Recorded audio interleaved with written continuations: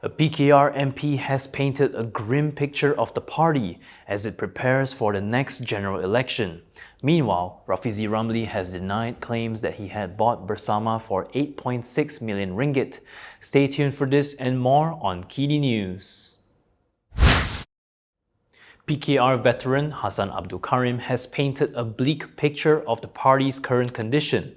In a reflective social media post, the Pasir Gudang MP warned that PKR could face serious trouble ahead of GE16. He described the party as wounded, injured, severely battered, and losing a lot of blood, adding that without urgent treatment, PKR could become paralyzed or even collapse. In the post titled Deja Vu, Hassan revisited the 2020 exodus of PKR lawmakers that triggered the collapse of the Pakatan Harapan government, drawing parallels with what he described as growing disillusionment within the party founded by Prime Minister Anwar Ibrahim.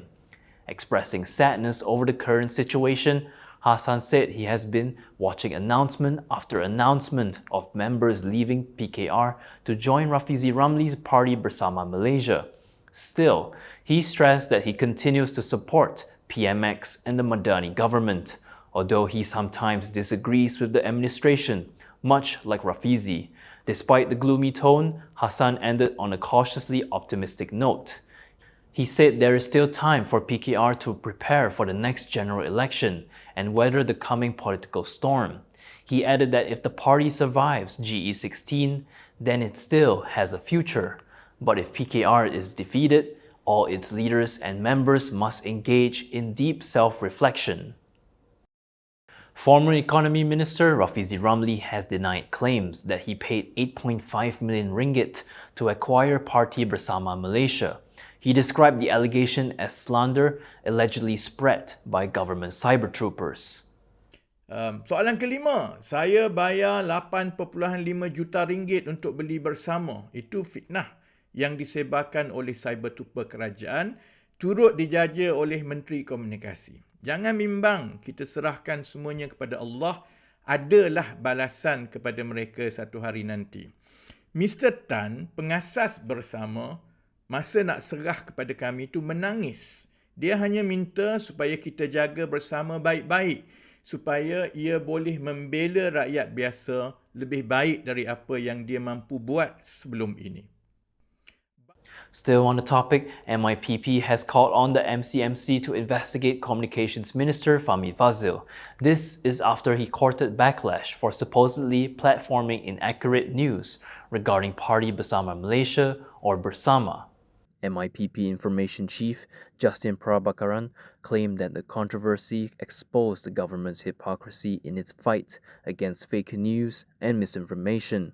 He argued that ministers should face the same scrutiny as ordinary Malaysians, including activists, influencers, and opposition leaders who are investigated over their online posts. Justin warned that failing to act against Fahmi could damage public confidence in the country's enforcement institutions. He stressed that enforcement and justice must be applied fairly to all, regardless of position or title. Recently, Bersama co-leader Ning Nazmi had highlighted that Fahmi's TikTok account had reposted a video containing allegations against the party and another one of its leaders, former PKR Deputy President Rafizi Ramli. The video, which claimed that Rafizi had bought Bersama for 8.6 million ringgit, questioned the source of Rafizi's funds and accused the former economy minister of harboring ill intentions against PKR.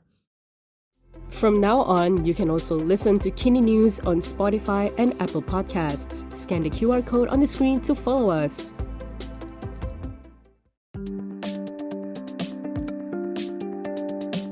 Political positioning ahead of the next general election appears to already be taking shape, with several parties giving the impression that internal alliances may not remain the same for long. One of them is PAS, which in recent days has voiced out against its coalition ally Bersatu.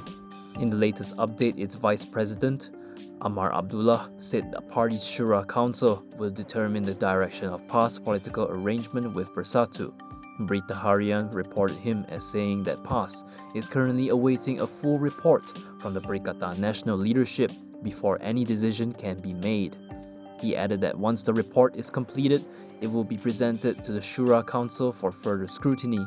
The comments come following remarks by past President Abdul Hadi Awang on Bersatu, where he said the latter was testing the Islamist party's patience. Hadi also criticized Bersatu's unilateral actions, including the political developments in Perlis last year. The past president's remarks have received support from his deputy, Tuan Ibrahim Tuan Man, and Youth Chief Afnan Hamimi Taib Azamuddin, while Bersatu has denied Hadi's accusations.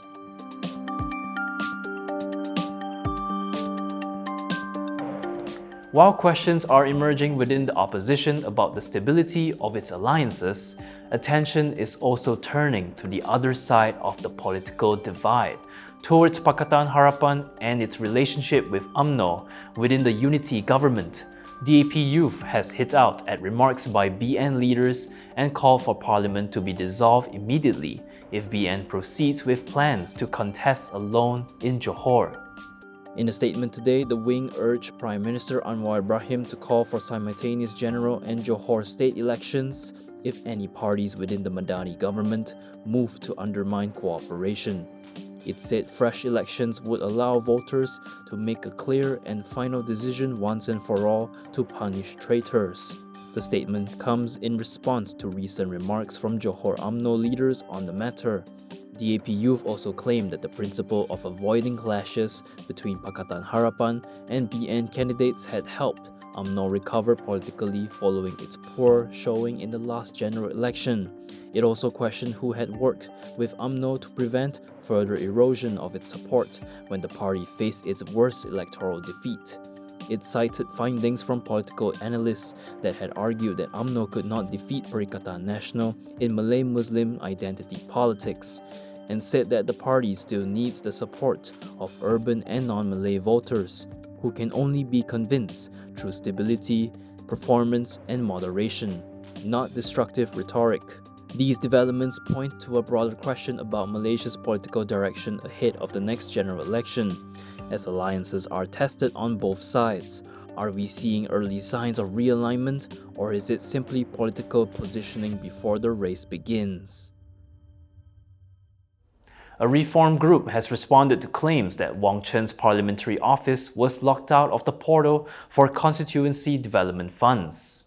Project Stability and Accountability for Malaysia, or Project Sama, has urged Prime Minister Anwar Ibrahim to restore access to the MyKhas portal for the Subang Parliamentary Office. This came following claims that Subang MP Wong Chen had been blocked from accessing constituency development funds. In a statement, the group described the move as an abuse of power and a direct assault on democratic governance. Project Sama also reminded Anwar about Pakatan Harapan's GE15 promises, which included equal constituency allocations regardless of political affiliation. It also cited Harapan's promise that such allocations would be channeled through Parliament instead of the Prime Minister's office. Project Sama said constituency funds belong to taxpayers and should never be used politically. It stressed that every elected MP, government, or opposition represents Malaysians who pay taxes and are entitled to equal access to public resources. The group warned that withholding funds access unfairly punishes constituents, including schools, welfare recipients, and community projects, relying on the allocations. It also called on all political parties to commit to enacting an equitable CDF law that is managed independently by Parliament. And that is all from me today. For more stories, you can go to KiniTv.com. You can also follow us on Instagram, X, YouTube, and Facebook for the latest news updates. I'm John. Thanks for watching.